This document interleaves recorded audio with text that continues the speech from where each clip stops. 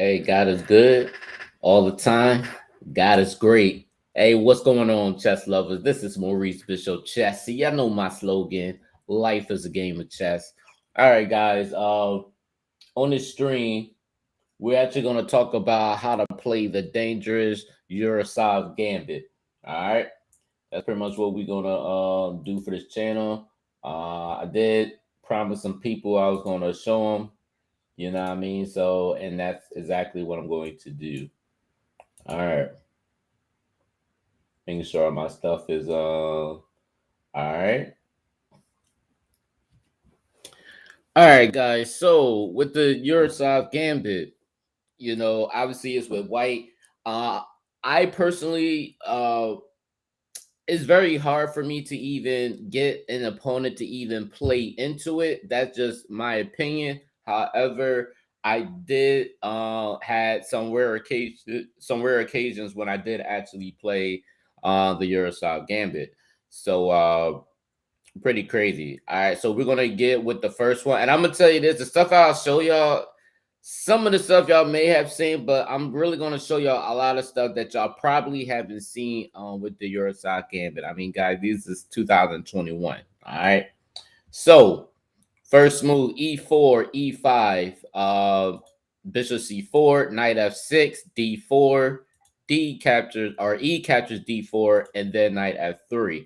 Now, guys, however, I'm just gonna show y'all just the whole gambit accepted with knight f3 and then knight captures e4. Now, I'm pretty sure y'all are aware of the d captures oh, what is it? E4, E5, bishop C4, knight F6, D4, and if knight catches E4, then D catches E5. So obviously there's obviously different ways of playing the Urosov Gambit and everything, but the one I want to show y'all is the other. I am going to show y'all this one as well, some of the lines with this, but I'm going to show y'all the actual Gambit, which is the one that I actually like better. All right, so let's go back. So again, the move as follow: E4, E5, bishop C4, knight F6, D4, E catches D4, and then knight F3. We already sacrificed one pawn, and then we sacrificed another with knight captures E4. So the move that we want to go here next is queen captures D4. As you see, we are hitting the knight on E4, and of course, Black has options. He could go knight f6, he could go knight c5, or knight d6. He has options. All right. So we're gonna look at knight d6 first. All right. So what happens with knight d6? With knight d6, white will castle kingside. As you see, we have two pieces developed. He only has the one, but also it's kind of like a little odd, you know, the knight is positioned pretty oddly or whatever with the knight d6. You have some players and opponents that like to play, these unorthodox, type of systems and stuff, but you will see this a lot if you ever do play something like this. All right. So I am going to show y'all the bishop capture c4 as well. Actually, he does play on knight capture c4. So after white castle, a lot of times black is going to play knight capture c4. But the thing is, knight capture c4 is a mistake. Why is it a mistake? Because the move rook e1 check, as you can see. Obviously, he's not going to block with the queen because obviously we're going to win a free queen and we're going to win this knight on c4, right? So the only move that black would normally do is bishop e7.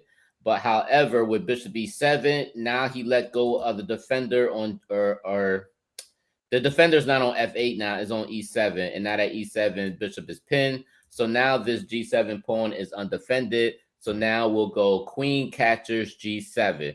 And of course, a logical move, guys. Black will go rook f8, but then you get hit with the move bishop a6. Like, yo, pretty crazy stuff. So you can just imagine like this is pretty much all over for black. I mean, yes, he can do this, but I mean, queen catches f8, king d7, queen catches f7, and now we're hitting queen catches d5. This is pretty much a slaughter, guys. Definitely a slaughter. All right. So let's go back.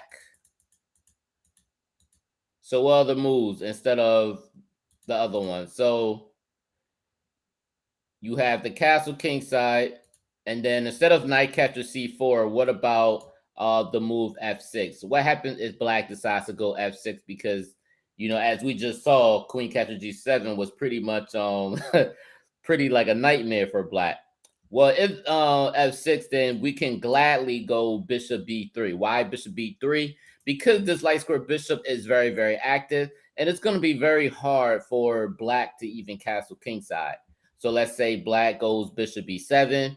We'll just develop the knight on knight c3. And then after knight c6, we would just go queen g4. Now, this is something that you're probably not going to see, or you don't get a lot of videos that they talk about a lot of this stuff, but I want to share this with y'all. I like to be relevant with a lot of this stuff and not just give y'all bad lines and stuff. But this is something that you probably will see, definitely with knight c6 attacking. I always recommend queen g4. Again, you're hitting the pawn on g7, but also, I mean, you're in an active square, after queen g4, obviously the rook can't go rook g8, in which I actually had a game where my opponent was trying to defend, but he missed the bishop captures g8. So I had that happen before. All right. But this is another line, and again, guys, this is like very, very old or whatever. But I remember it because I used to play this stuff a lot and everything. So yeah. So after g6, rook e1, pitting the knight or pitting the bishop on e7, which is the way you want to go. And I had my opponent play f5. All right, he played f5, queen f4, and then knight f7. And the reason why he goes knight f7 because he want to put not only his knight on a better square, but also black wants the castle king side, which I understood this. So again, when you have an attack, you want to actually put the pressure on the black king. You want to put the pressure. So knight d5 is what you want to do. But also, guys, I have this nice knight f6 check, but obviously we don't want to do that yet, right? So after knight d5, my opponent plays h6, and I go knight h4. All right. So when knight h4, this I'm telling you guys, this is gonna be this is gonna be very, very crazy, very, very crazy, guys. I promise you. After knight h4, in the game, my opponent actually played the move on g5. So when he played g5, I did the move knight g6, where I'm actually hitting his rook. And I guess without thinking about it, I guess he thought that I blundered. He goes g captures f4, and then I hit him with the move knight f6 checkmate. A very, very nasty mate, guys.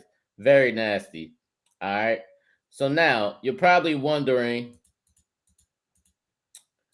what about after knight h4? You're probably wondering, what about on castle? What if black would have castle? Well, if he castles, then knight captures g6. If bishop g5, trying to scare the queen away, then we can immediately just go queen g3. And then if king h7, which really is just pretty much nothing that he can really do, we just win the rook. Queen captures, bishop captures, knight captures g5. And then when you think everything is all over and everything, guys, there's this one brilliant move. What up, Mace? What's going on with you, man? There's this one brilliant move, guys, and you ain't gonna guess it. Or you may guess it, though. I'll let y'all, I'll give y'all like 5 seconds to try to guess this next move. What's the next move for this?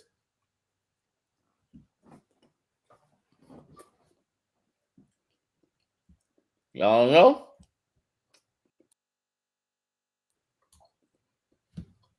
Guys, rook e8. Rook e8 is that move. Why rook e8? Because if he takes, knight f6 check, and we're winning this queen.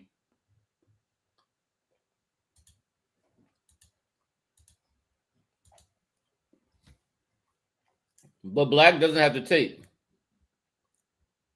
He doesn't have to take it at all. He could go queen g7, and then we'll go rook a to e1. And as you see in this position, white definitely has a big advantage in this position. And this is pretty much all said and done. If you look at this, yeah, man, the Urusov, yes, man, the Urusov definitely dope. It's not something that I could continue to play because it's very hard to have somebody play into it and stuff. Like the Keone, it's easy for me to play that because I can get people to play into it. It's just so flexible. Whereas the Urosov, it's I still like it. I still played it before. You know what I mean? Anytime I get a chance to play, I'll play it though, pretty much. But it's all good though. All right. All right. So let's look at uh another line if with the Euro side if they go knight c5. So this is another one. E4, E5, bishop C4, knight F6, D4, E catches D4, and then knight F3. Knight catches E4, queen catches D4, and then knight C5. So obviously, guys, we already looked at the line with knight D6. So instead of knight D6, we have knight C5. So what next? So usually if they go knight C5, then we'll just go castle kingside. If he goes knight E6, this is something that a lot of players will play with knight E6. If they do that, you could just go rook E1, bishop E7, and then the thing is, guys, this is a blunder. If they go bishop e7, you can immediately just take off the knight on e6. If f captures e6, then you have queen captures on g7, bishop f6, and then queen g4. And as you can see here, white definitely has an advantage in this position. You should be able to win this one, especially with the activity. All right. So, what about knight c6? All right. So let's look back at this. So before we said bishop e7. So instead of bishop e7, what about knight c6, where black tries to get him off of this dark diagonal? What else could we do with this one? Well, the best thing we can go is queen g4, which is a logical move to go. If d5, then bishop b3. If bishop e7, then we just develop with knight c3. You don't really have to worry about the whole knight d4 because again, this knight has to protect this g7 pawn, and eventually black would like to castle kingside, but he can't because the king's still in the center of the board. Psychologically, black will be pretty nervous in this type of position. You know what I mean? So you got to keep that in mind. All right. So after knight c3, you may have somebody play d4. Then you can go knight e4. Why knight e4? Because we just want to move forward and we want to get some attack going. That's what we want to do. If black castles kingside, we would like to go queen h5. Number one, it's an active square, and it's definitely a square where you want to do some attack. And also, you want to get off of the g4 square because, again, we do have a light square bishop on the say diagonal where the queen was, which is why the queen moved to queen h5. Now, this is where a lot of players would make the mistake because they want to kick this knight out so bad. F5 move. A lot of them will play this F5 move, but this is a blunder because of knight E to G5. What's going on with this position? Well, by him going to F5, this bishop is still on B3. So now he has this active, or the light square bishop always had an active light square diagonal. But with this light square diagonal, we're actually hitting this knight 1, 2, 3, and 4. We're hitting this. I'm sorry, we're hitting this knight 1, 2, 3. So we're hitting this knight 3 times, guys. And then also we're threatening checkmate on a7. So what does black does? He will go bishop captures g5 and then knight captures g5, and where we're still threatening the same move with queen captures h7. So you're probably wondering like what else he's gonna do. And remind you, we're still hitting this knight with 1, 2, 3 times. So number one, he pretty much drops a piece. he's going to lose a piece. Or if he tries to maybe go rook e8, again, guys, we still have maybe queen f7, or really queen captures a7 check, where we're still winning. We're winning the game. So with that being said, if he goes a6, we'll go knight captures e6. As you see, we're still hitting the queen and with a discovered check. But he'll take with the bishop, and a lot of people will take with the bishop, with the bishop on b3, take with the bishop. But instead of taking it with the bishop, there's actually a better move. The better move is rook captures e6, which is way, way, way better, guys. Why is it way better? Because if you do a move like knight e5, you have the move such as rook captures a6, where we're still checking, with the bishop. But if the knight decides to go knight f7, we have rook h8 checkmate. All right.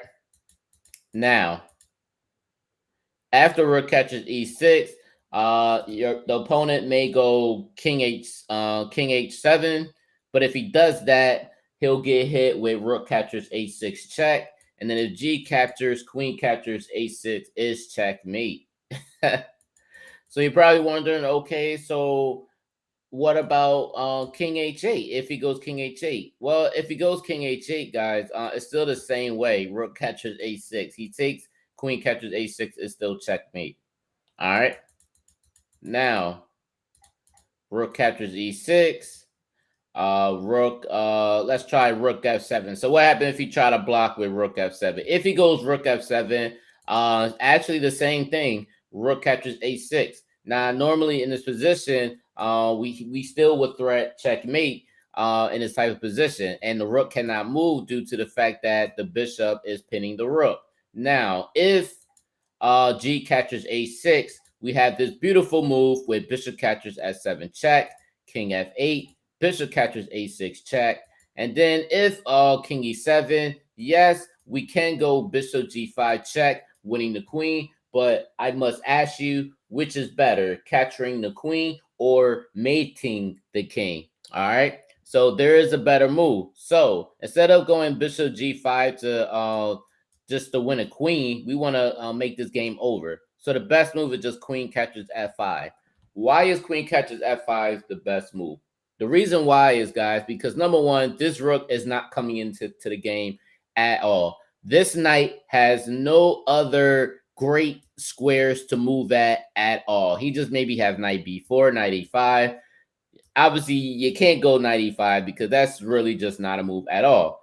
But other than that, there's nothing that black can do. White can be patient and wait for black to do whatever type of moves, and then he's just going to bring rook e1. We didn't even have to go bishop g5 to take the queen. We didn't have to do none of that. So what can black do? If black decides to go queen d6, he can literally just go bishop g5 check. Again, the king can't go here because the queen is guarding this diagonal. Everything is being guarded. The only place that the king could go to is king f8. But after that, bishop e6 check. And again, guys, it's not that he could do. If he goes king e8, then queen f7 is checkmate. Now, if he goes king g7, we still get the move queen f7 check. And then the only legal move that the king can go to is h8, and then bishop f6 is checkmate. I'm telling you guys, this is like some serious stuff, man. I tell you, man. All right. So let's look at another line. All right. So after this rook catches e6, if I want to show y'all, if I don't know, if black tries to, I guess it was another move. Somebody was asking what happens if you go 95. Obviously, guys, this is the still it's going to be checkmate. Simple as that. So, which we already talked about that one. All right. We talked about king h8. H6. This is the one that we need to talk about. All right. So, like I told you about queen h5. What happened if queen h5 and black decides just to go to a6 because he wants to stop the knight from getting to g5?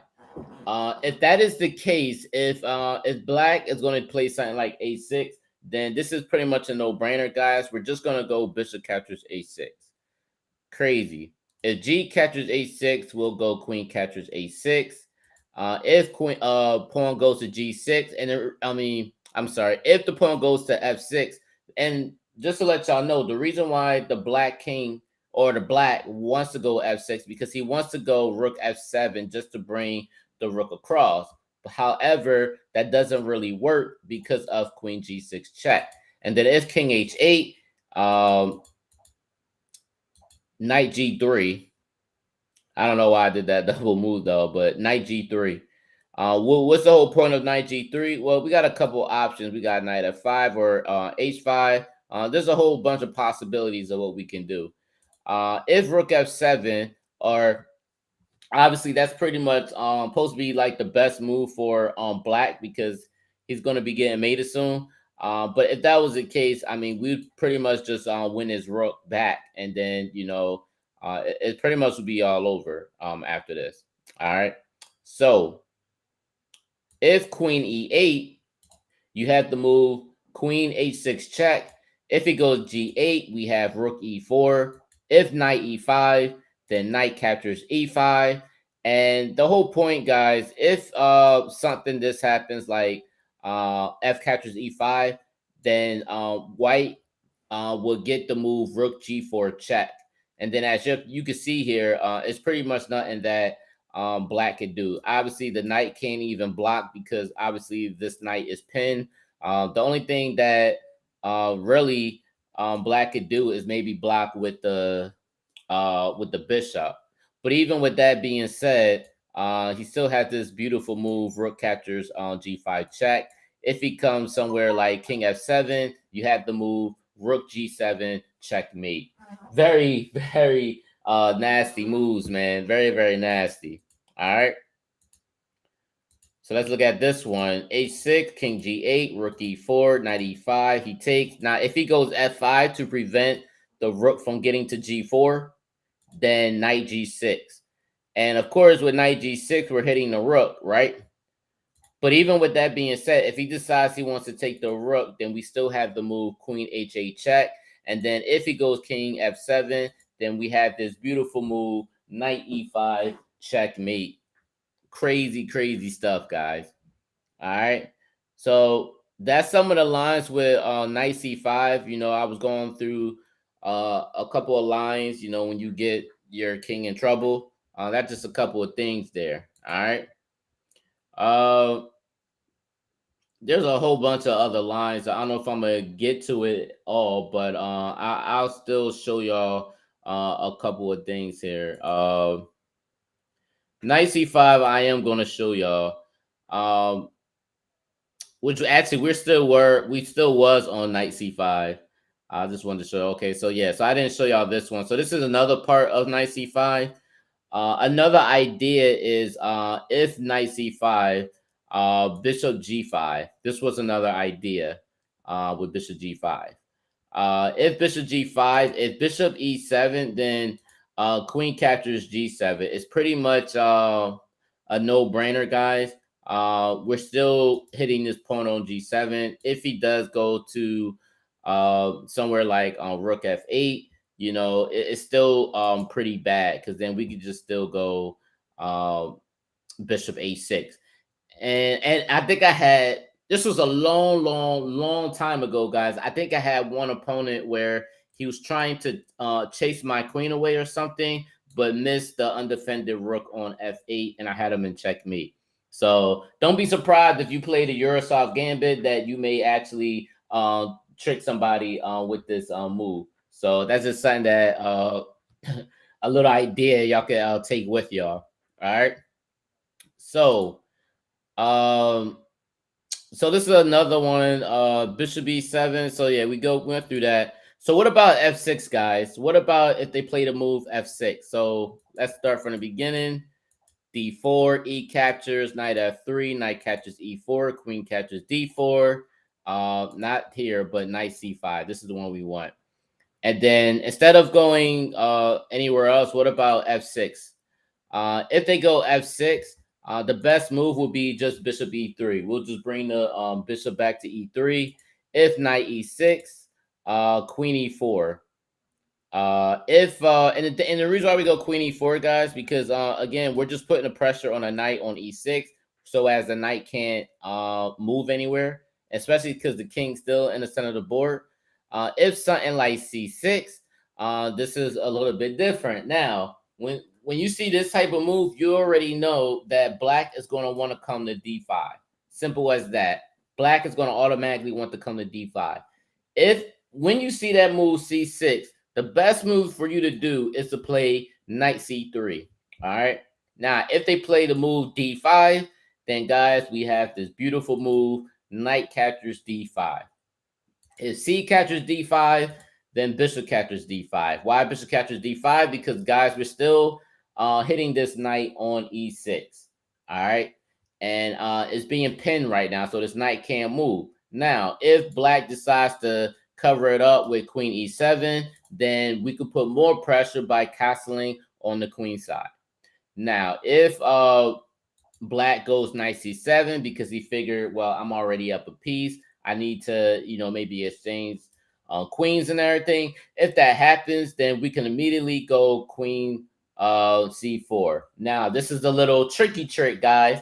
A lot of times, especially if you're playing bullet or you're playing blitz, especially when your opponent king is still in the center of the board, they're going to rush to take off your bishop because they feel as though you're attacking too much and we need to do something. So a lot of times they're going to take, but little do they know is when they take that, you leave this c8 bishop hanging.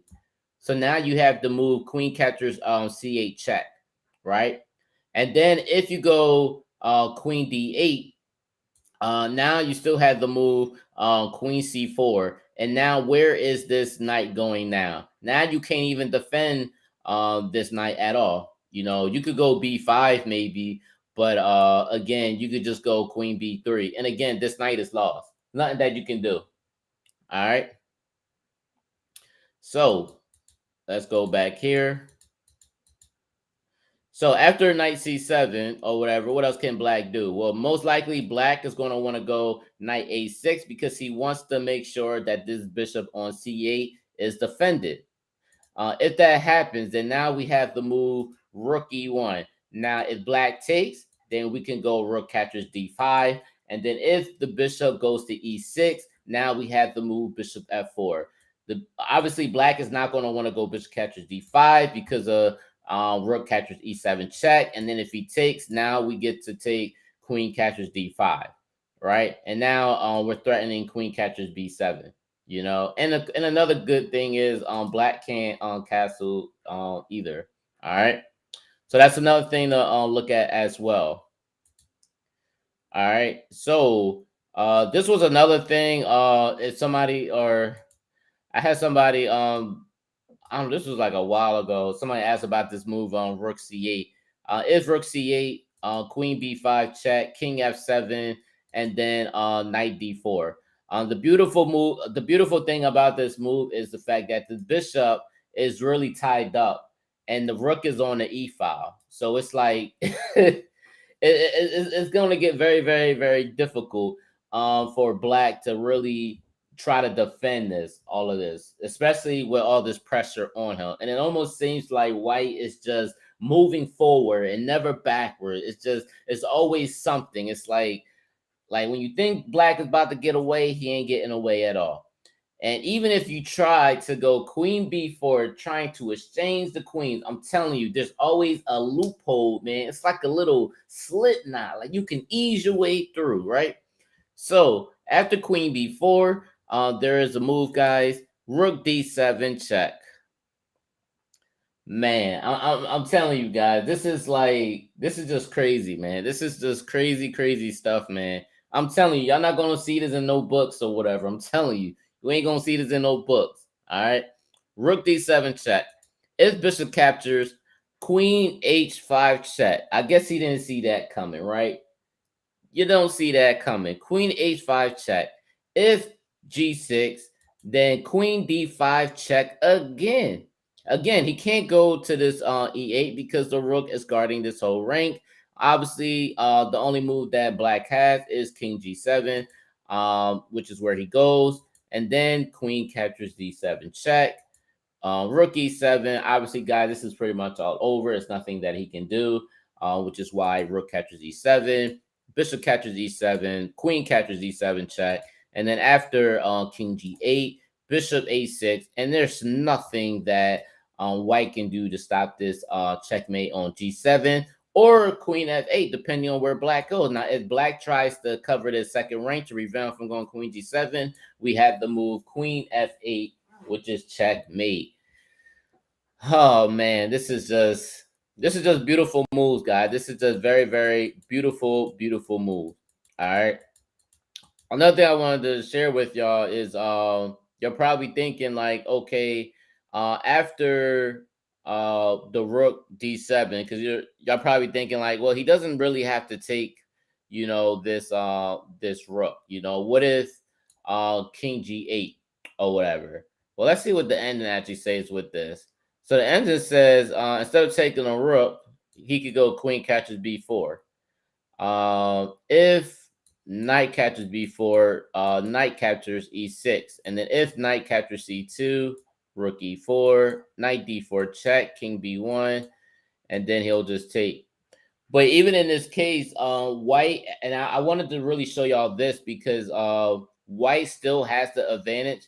And the reason why they're saying white has the advantage because, well, number one, this rook is so tied up and it's so like crazy right now. It's just stuck, which is why white has a big advantage. And then the fact that the rook is already on a seventh rank, especially with this pawn about to be lost.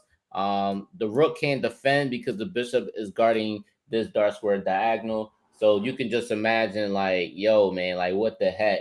So even in the end game part, the Urusov Gambit still has this thing about it where it has so much attack, but even in the end game, it can still get an advantage.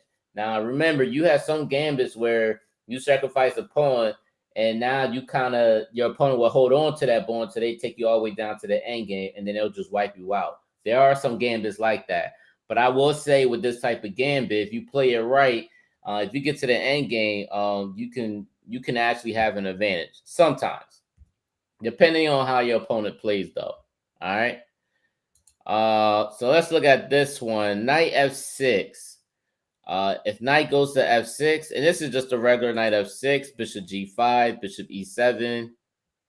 That's actually how. Let me start from the beginning, so y'all won't get confused.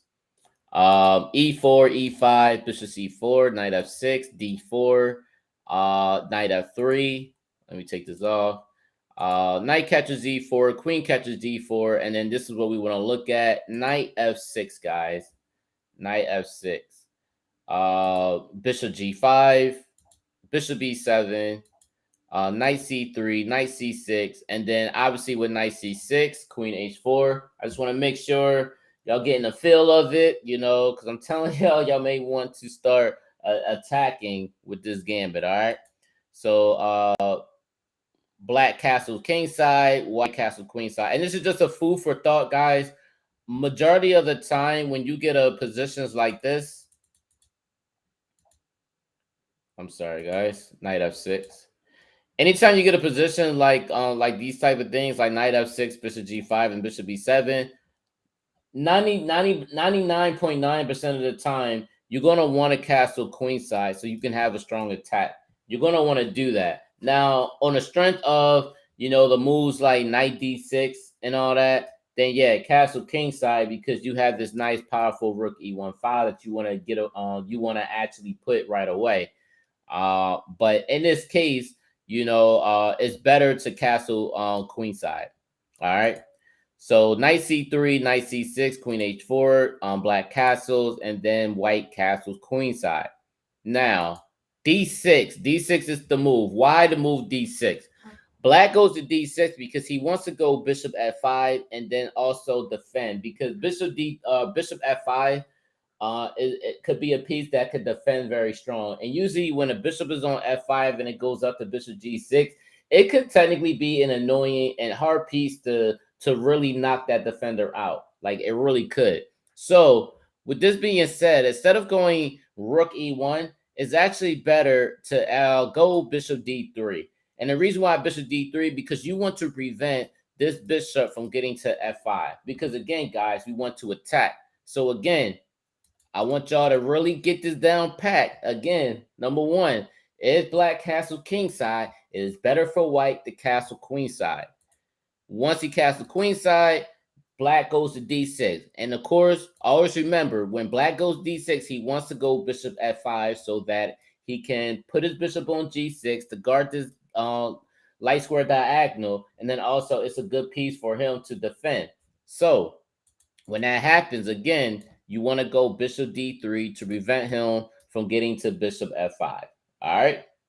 So a6 is played. If a6 is played, you know what we do? We go bishop captures a6. Simple as that. Bishop captures a6. If he takes, queen captures a6. If knight b4 is played, which is not a problem, white would just go knight g5. All right, knight g5. If he takes the bishop, then rook captures d3, and this is going to be very hard for black to try to defend due to the fact that, you know, we have a rook on a third rank where he can move to g3.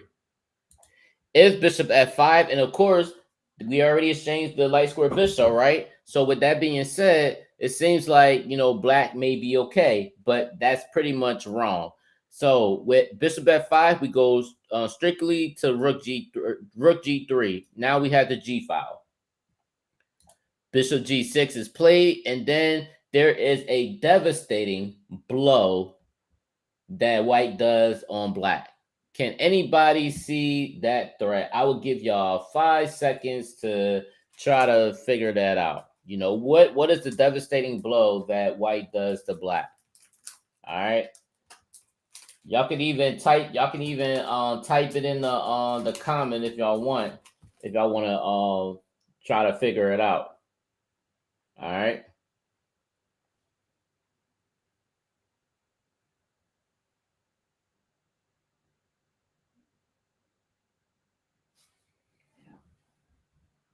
All right, guys. So if y'all haven't gotten the move is knight e6. The devastating blow, knight e6, guys. Why knight e6? Because number one, we're threatening checkmate on g7, right? So it's really nothing for black, or it's not that black can really do in this position. So if f captures g or e6, then queen captures g6 check, and then after king h8, queen g7 is checkmate. All right. Now, if it's the other way around, like I don't know, like even if you try to go rook e8, it doesn't matter. Queen g7 is still checkmate. Now, what about something like knight d5? So this is another solution too. So after bishop captures a6, you might be thinking, okay, well, black could go knight d5, hitting the queen on h4. If that's the case, then we still have the move bishop g5. With bishop g5, yes, we're hitting the bishop, but we're really trying to get checkmate on h7. So with that being said, bishop captures g5, knight captures g5. We're still threatening checkmate. Knight f6 is played, and then bishop h7 check. Is king h8. Now bishop g6 check. King g8. Now knight e4. Why knight e4? With knight e4, we're getting this defender off of f6, which is what we want. We want to get the defender out of there. So if knight captures e4, then obviously queen h7 is checkmate. Now, if for some reason f captures g6, you know, then we still have the move knight captures f6 check. If rook captures f6, queen h7 check. King f8, and then rook e1, and then obviously, guys, this is pretty much over for black. I mean, black could go knight e5 to try to defend some more, but yet we still have the move rook captures e5, guys. Rook captures e5. Obviously, the pawn cannot take due to rook captures d8 check. If he even comes to d8, I don't even know why I'm even keep going through it. I mean, if you want to take this all the way down to the end game, you pretty much could. Or better yet, you could, if you wanted to, you could just go rook captures c8. And then if he takes, we got queen captures on g7 check. And this rook is already gone. Simple as that. All right. Anywhere you go, it's just pretty much lost for black. All right. So what next? So uh another idea, guys, is even after oh yeah, even if G captures, this is still checkmate either way. So it doesn't matter.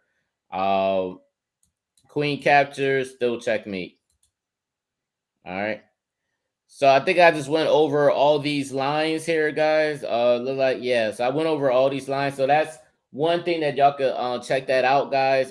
For these lines, but it's pretty much the Urusov game is pretty much dope line for all y'all that's actually watching right now. If you haven't catch me in the beginning, don't worry. You can still go back to my videos and replay this whole stream. All right. Now, I do want to talk about something else, guys, with this D captures E5. So before, let's go back. So before, I was showing y'all the E4, E5, Bishop C4, Knight F6, D4, Knight captures, or I'm sorry, D captures E4, and then after Knight F3, Knight captures E4. I was showing y'all a lot of the Gambit accepted with that. But in this case, I just want to show y'all that you can play the Urosov Gambit the other way. You could play E4, E5, Bishop C4, Knight F6, and then D4. And then if Knight captures E4, then D captures E5. And I think today the players now are playing it this way. However, for me, this is not how I play it. I really don't even play the Urosov Gambit like that because it's hard for me to even get anybody to really play it. Now, all the other games that I've been showing y'all, it's easy for me to get people to play into it. But with this one, I rarely, sometimes I'll get it, but just not as much as all the other games that I play. But yet, with me playing this type of stuff, it catches a lot of people off guard. So it's still a fun gambit to play, man. I'll tell you that. Knight c6. So this is what I want to tell y'all. After D catches e5, we always get somebody, they may play knight c6, right? But obviously, y'all should already know if they play knight c6, we have the nice move. Bishop captures f7 check. If king captures, queen d5 check.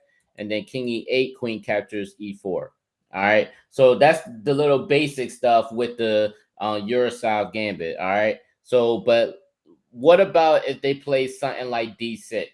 You know, if they play d6, well, if they play d6, a nice move is queen d5 or whatever. And queen d5, you know, you're threatening checkmate, but you're also hitting the knight on e4. Now, there is a book move where they talk about this whole knight g5 and everything.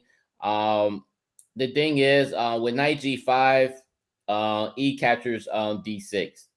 And if bishop captures d6, then you have the move bishop captures g5.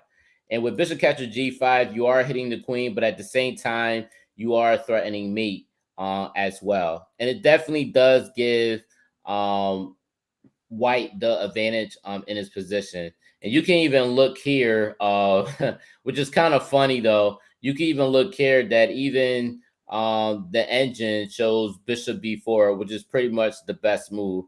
And he just goes knight d2. And then the pressure is so much that he has to exchange the queen. But even with that being said, you know, white is still up a piece and everything, and white is pretty much going to win. And as you can see, white is at a plus 5.9. So that's just something for y'all to check that out with that. You know, definitely crazy.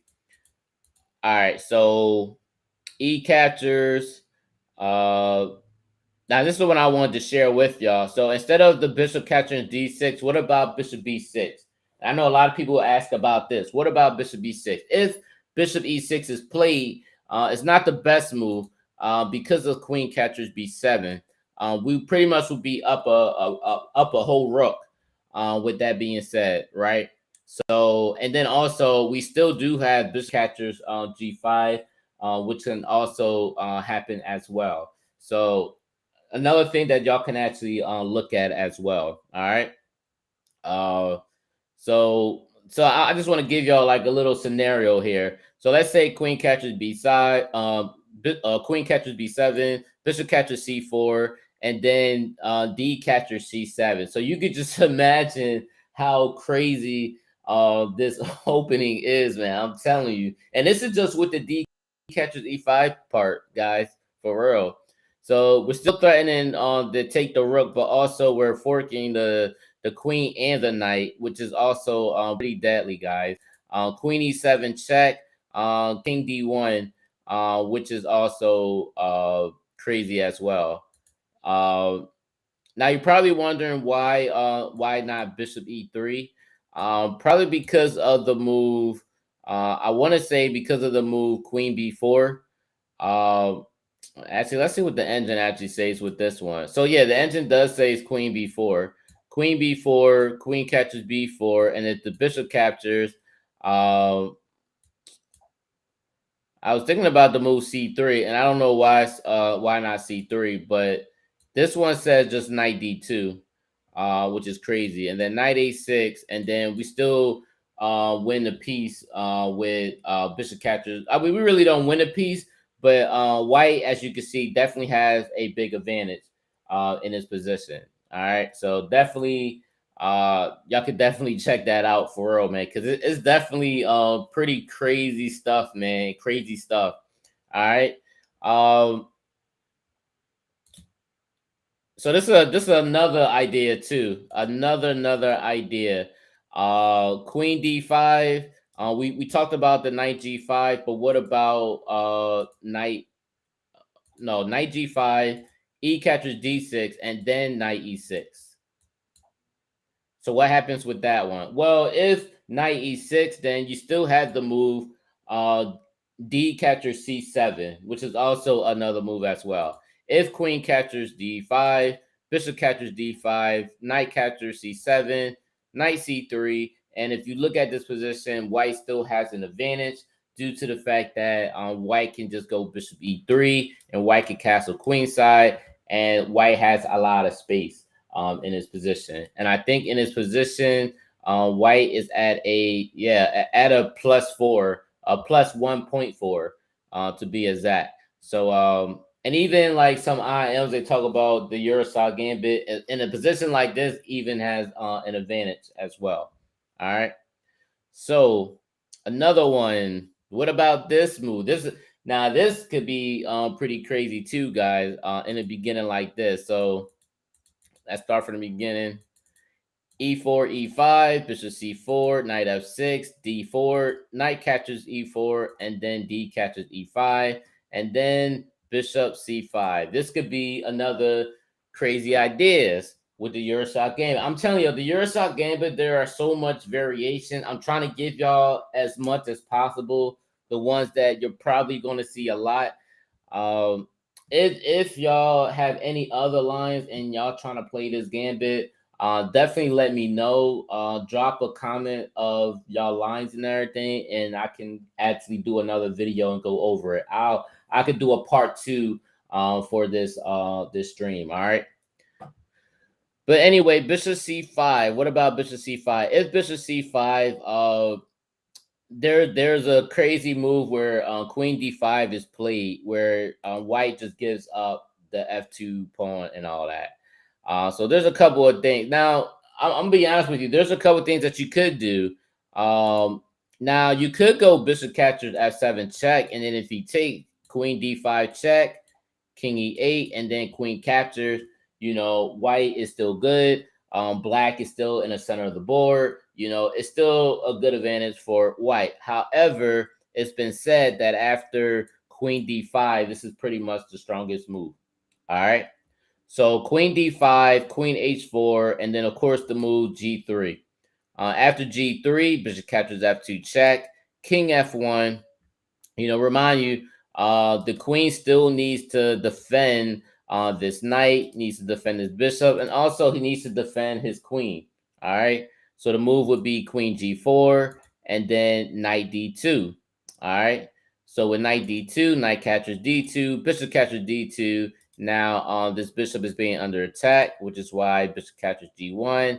And instead of, capturing this thing back, queen captures f7 check, king d8, and then rook captures g1. And as you can see in this position, white is actually better in this position. Now, a lot of y'all may be uncomfortable with white because you can't castle or whatever. But even with that being said, a lot of our pieces are developed. We have the rook is technically not a developing piece. I mean, it can develop when you get to a nice rank or file, but in this case, you have 1, 2, 3 pieces that's not out. This one is actually close to development, but the real major pieces in the battle is none of these pieces are out, and yet we have a couple of threats going, especially with the move h3, because we definitely want to get bishop g5 in the game as well. So that's something that you also got to look at as well. You want to make sure you definitely want to get your bishop on g5 on diagonal. All right. So that's another thing. So that's with the whole d captures e5, guys, with the variations. There's definitely a couple of YouTube videos. Well, actually, it's not really a couple of YouTube videos, but it's probably one of them that actually talks about that d captures e5 one. All right. So, what's this other one? Uh, this is definitely another one I want to show y'all. I'm telling y'all, I'm trying to give you all of them, guys. This is like a whole like a whole session. All right. So e4, e5, bishop c4, knight f6, d4, e catches d4, f3. Knight catches e4, queen catches d4, and then knight f6, bishop g5, bishop b7, and then this is with knight c3. All right. So after knight c3, instead of, now I already showed y'all what happens when black actually castle kingside. I showed y'all all of that. A lot of tactics, there's a lot of things happening. If knight c6 and then queen h4, and white pretty much dominates, right? So I showed y'all that. So in this case, instead of black castling, what if he actually goes c6 automatically? What about that? If he goes c6 automatically, white will still castle queenside. And then if d5, then rook h1 to e1, guys. Rook h to e1. Now, what's the whole threat of rook h to e1? Now, if black decides to take this light square bishop, we have this immediate checkmate on d8, which is pretty much very, very nasty, guys. Very, very nasty. If you catch somebody, I'm telling y'all, guys, if y'all comment me of your opponent falling for this trap, definitely send me the game of that, man. Definitely send me that game, because if somebody get caught in that one, man, that's just crazy. All right. So what happens after this? So after rook h to e1, what else? All right. So obviously black may not, or is not going to take this bishop on c4. So what he may do is he may go bishop e6, because he want to make sure that he's not pinned, that the bishop on e7 is not pinned. So after bishop e6, it's better to put your bishop on a nice comfortable square, which is bishop d3. Why bishop d3? Because again, guys, if black decides to castle, it's a no-brainer, guys. We want to do some damage and start to attack. That's what we want to do, attack. All right. So if queen a5, with queen a5, if it goes queen a5, in the actual game, this was like a long time ago. I think this was with Steinitz versus I can't think of the name. If y'all know the name, put in the comment. I forgot the name, but I know Steinitz was playing somebody. In the actual game, he actually played the move king b1. But obviously, guys, this is a new generation now where computers is up to date and everything with a lot of information. There was actually a better move instead of king b1. The best move is actually bishop f5. Man, crazy. Bishop f5 is a killer move. This is a killer move, guys. If the bishop decides to take this bishop, then we have bishop captures f6. If G captures f6, queen captures f6, we're threatening 3 pieces at once. We're threatening the rook. We're threatening checkmate on e7. And we're also threatening the bishop on f5. This is a killer move, guys. Killer. That might be my new line. Killer. Yeah, guys. Crazy stuff, man. All right, so knight c3. Let's say knight c3. Let's say black decides to castle kingside. If he castles kingside, again, like I told y'all before, when you get in a position like this, you have the castle queenside. After castle queenside, if black decides to go c6, we had this beautiful move, rook h to e1. Now, if d5 is played, again, we still have the move bishop d3. And then if bishop e6, then we have another move, queen h4. So again, guys, when black castle kingside, which a lot of times black is going to castle kingside, especially when you're playing a Urusov.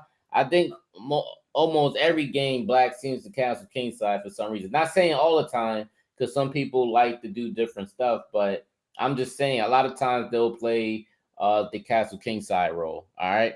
So with queen h4, obviously, can y'all see the threat? Do y'all see the threat? The threat is bishop captures f6, so that white can threaten checkmate on h7. All right. So obviously, if a move like a5, then bishop captures f6, and of course, queen is going to threaten mate on h7. That is the threat. So obviously, black sees that and goes knight d7. All right. So after knight d7, we still go bishop captures h7 check anyway. Why that move? Because after knight captures h7, white still gets some with bishop captures e7, and this is pretty much curtains, guys. This is curtains. This is all murder she wrote. All right.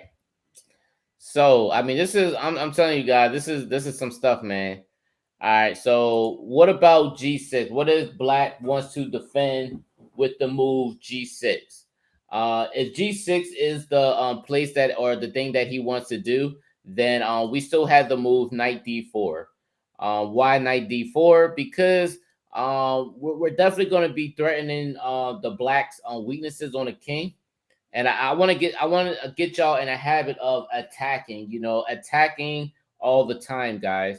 Again, why knight d4? With white going on knight d4, you're putting the white knight on a good square. You want to improve your piece position, which is what you want to do. You want to improve your piece position. All right. So with knight d4, bishop d7, he goes bishop d7. Now, what's the problem with this move on bishop d7? Can anybody see the move? What is white's best move in this position? All right. I'll give y'all 5 seconds to comment below if y'all see the move. What is the move that white can do in this position?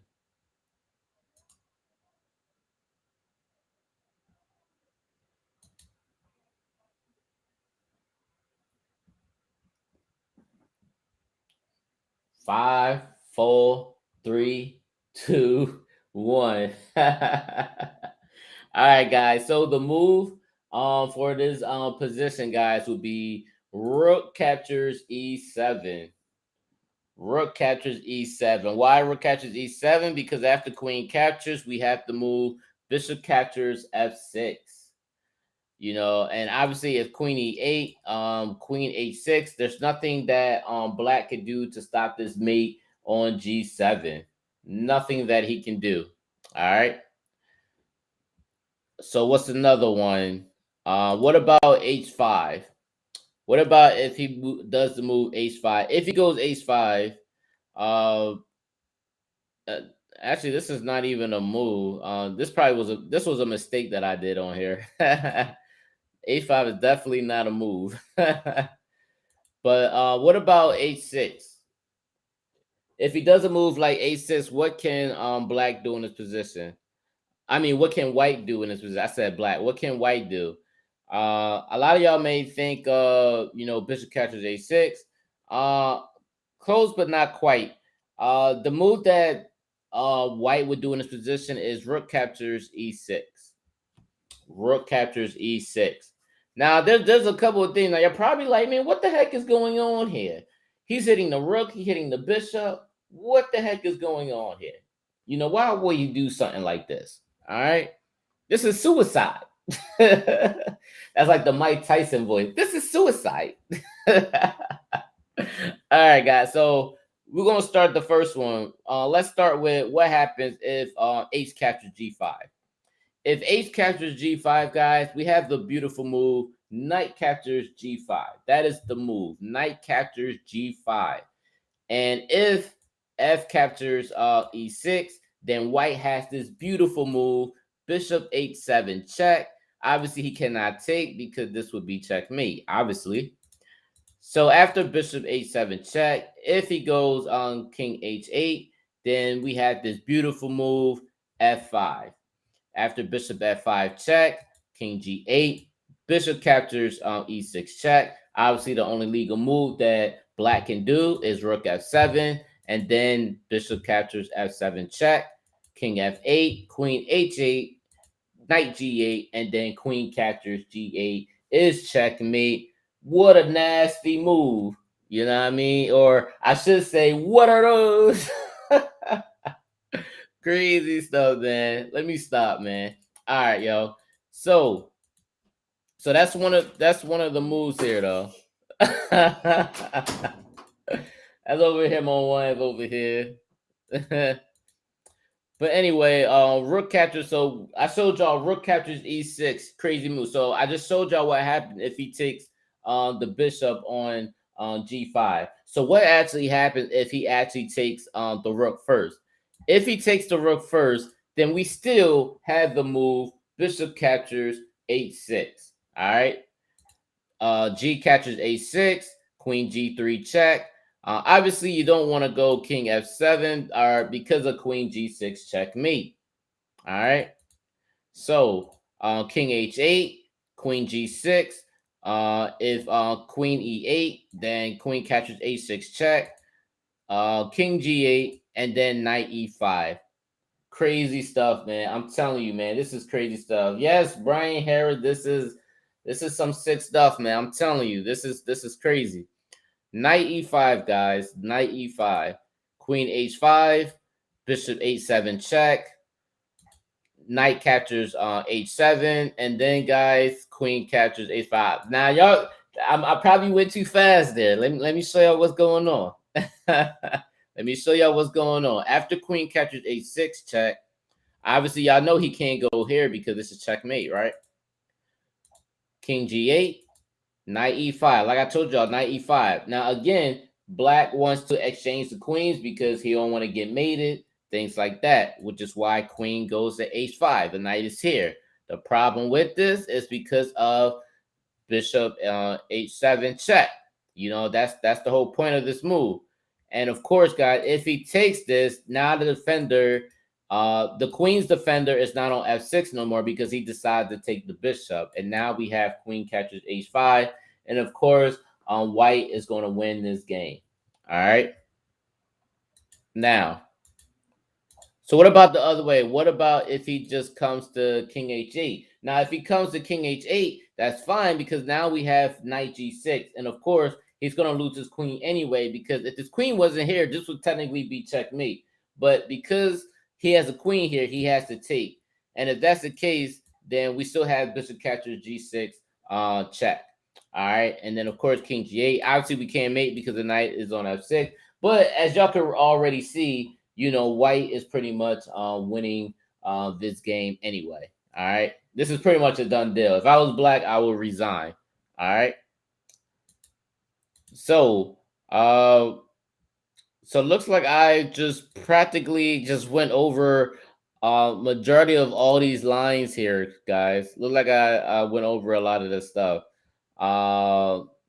This is probably one of the last ones. I think I just went over. I think I did a copy of this. D4, E captures D4, knight F3, knight captures E4, queen captures, knight F6, bishop G5, and Oh, I was testing something out. What happens if Queen E7, which is another thing I was checking out. King F1. This is just something that I was experimenting with, just to see, if there's some other things that Black may actually do in a position like this. All right. But I actually did went over a lot of these moves and everything. So guys, I'm actually I'm actually over the time limit for this video. But again, guys, if y'all now just coming on watching this again, you will see the stream. Just go back to my channel and just watch it, guys. I've literally talked about, or I gave y'all like tons and tons of the Urusov Gambit lines that y'all probably haven't even seen. Even if y'all did see some of it, a lot of other stuff that goes after it, guys, y'all just haven't seen. And it's not in the books. All right. So definitely check this out, guys. I gotta always give y'all something new, something fresh.